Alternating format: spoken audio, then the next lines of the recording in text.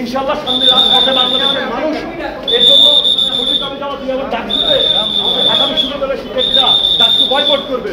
একজন ডাকসুর মেম্বার হিসাবে, ডাকসুর সাবেক একজন প্রতিনিধি হিসাবে আমি ঢাকা বিশ্ববিদ্যালয়ের শিক্ষার্থীদেরকে আহ্বান জানাবো, এই ডাকসু নির্বাচন বয়কট করবে। ছাত্রলীগ যেখানে নেই সেখানে ডাকসু ইলেকশন হতে পারে না। ছাত্রলীগ ছাড়া নির্বাচন, সেটা তো আসলে নির্বাচন না। স্বাধীনতা যুদ্ধে ছাত্রলীগের অবদান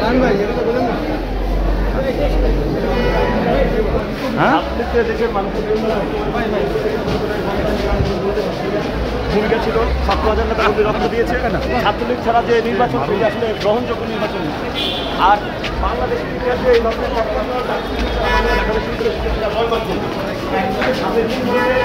ছাত্রলীগকে যারা এখন মনে করছে এদেশের মানুষের জন্য, মানুষের পাশে ছিল যারা, তাদেরকে মানুষ থেকে বিচ্ছিন্ন করার চেষ্টা করছে।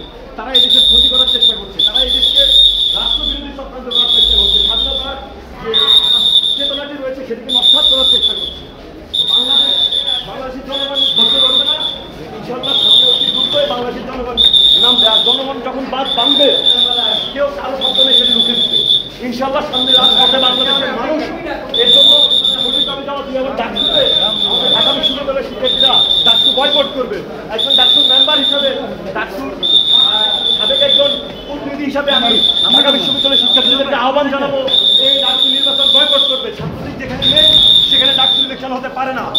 বাংলাদেশের যে রাজনৈতিক ইতিহাস রয়েছে সেখানে ঢাকা বিশ্ববিদ্যালয় সবসময় গুরুত্বপূর্ণ রোল প্লে করে এসেছে। আমরা দেখেছি গণতান্ত্রিক আন্দোলনগুলোতে, এদেশের স্বাধিকার থেকে মুক্তির আন্দোলনগুলোতে, ভাষার দাবিতে সবসময় ঐক্যবদ্ধ হয়ে ছাত্র সংগ্রাম পরিষদের নেতৃত্বে আন্দোলন করেছে। সেখানে নেতৃত্ব দিয়েছে ছাত্রলীগ। বসুন্ধরা ডায়াপেন্ট এখন আরো উন্নত। এই হট এয়ার থ্রো টপশিট দ্রুত শোষণ করে সোনামণিকে দেয় কোমল অনুভূতি। আমি প্রগতিশীল সংগঠনগুলোকে আহ্বান জানাবো, সামনের দিনগুলোতে যাতে এই ধরনের ন্যাক্কারজনক পদক্ষেপগুলোকে সুযোগ না দিয়ে তারাও বয়কট করে। প্রগতিশীল সংগঠনগুলোর উপর বাংলাদেশের মানুষের প্রগতির চেতনা নিয়ে অনেক দাবি দেওয়া হয়েছে।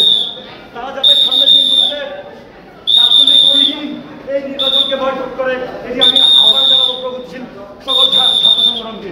আর শিবিরের সাথে, জামাতের সাথে ইলেকশনে যাওয়ার জন্য অন্তত এরা কীভাবে পারলো এটা আমার বোধগম্য নয়।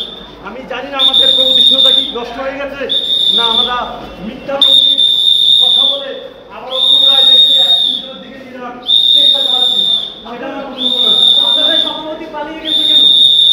দেখুন, জীবন বাঁচানো আর পালায় যাওয়া এক জিনিস নয়। যেখানে মত করে এখনো মানুষ মেরে ফেলা হচ্ছে, সেখানে জীবন বাঁচানো খরচ। জীবন বাঁচিয়েছে, পালিয়ে যায়নি কেউ। তানভীর হাসান সৈকত উনি বলেছেন যে ডাকসু যে নির্বাচন, আপনারা জানেন যে বাংলাদেশ ছাত্রলীগ একটি সংগঠন, যেই সংগঠনের মধ্য দিয়ে বাংলাদেশের যত ইতিহাস রয়েছে 1952 থেকে শুরু করে 64 আর 66 থেকে 71 মহান মুক্তিযুদ্ধ, সমস্ত গণতান্ত্রিক আন্দোলনে ছাত্রলীগের একটি বিরাট ভূমিকা রয়েছিল। প্রগতিশীল এবং এই সংগঠনটিকে বাইরে রেখে যে নির্বাচন হতে যাচ্ছে, সেই নির্বাচন কখনো গ্রহণযোগ্য একটি নির্বাচন হতে পারে না। ছাত্র সমাজ এই নির্বাচন মেনে নিবে না, সেই বিষয়গুলোই আমার সাথে তিনি বলেছেন। ঢাকা বিশ্ববিদ্যালয় ছাত্রলীগের সাধারণ সম্পাদক তানভীর হাসান সৈকতকে শাহবাগ থানার একটি হত্যা চেষ্টা মামলায় আজকে বিজ্ঞ আদালতে উপস্থিত করা হয় এবং তদন্তকারী কর্মকর্তা অত্র মামলায় আজকে তাকে 10 দিনের রিমান্ডের আবেদন করেন। আমরা আসামি পক্ষের রিমান্ড বাতিল পূর্বক জামিনের প্রার্থনা করেছি। আমরা আমাদের সাবমিশনে বলেছি যে মামলায় আজকে তাকে গ্রেফতার করা হয়েছে এবং রিমান্ডের প্রার্থনা করা হয়েছে। রিমান্ডের যে উপাদান থাকার প্রয়োজন একটি মামলায়, এই মামলায় সেই উপাদান বিদ্যমান নেই। আমরা বলেছি যে তার বিরুদ্ধে সুনির্দিষ্ট এবং সুস্পষ্ট কোনো অভিযোগ না থাকা সত্ত্বেও তাকে একের পর এক মামলায় গ্রেফতার দেখানো হচ্ছে এবং রিমান্ডে নেওয়া হচ্ছে। আমরা শুনানি করেছি, রিমান্ডের বিরোধিতা করেছি আমরা এবং জামিনের প্রার্থনা করেছি। বিজ্ঞ আদালত উভয় পক্ষের শুনানি অন্তে 3 দিনের রিমান্ড মঞ্জুর করেছেন এবং জামিনের আবেদন নামঞ্জুর করেছেন। তানভীর হাসান সৈকত বলেছেন যে ডাকসুর যে নির্বাচন হতে যাচ্ছে, আপনারা জানেন যে তানভীর হাসান সৈকত ডাকসুর সাবেক নির্বাচিত সদস্য। আজকে ডাকসুর যে নির্বাচন হতে যাচ্ছে সেই নির্বাচনটা একটি প্রহসনী নির্বাচন।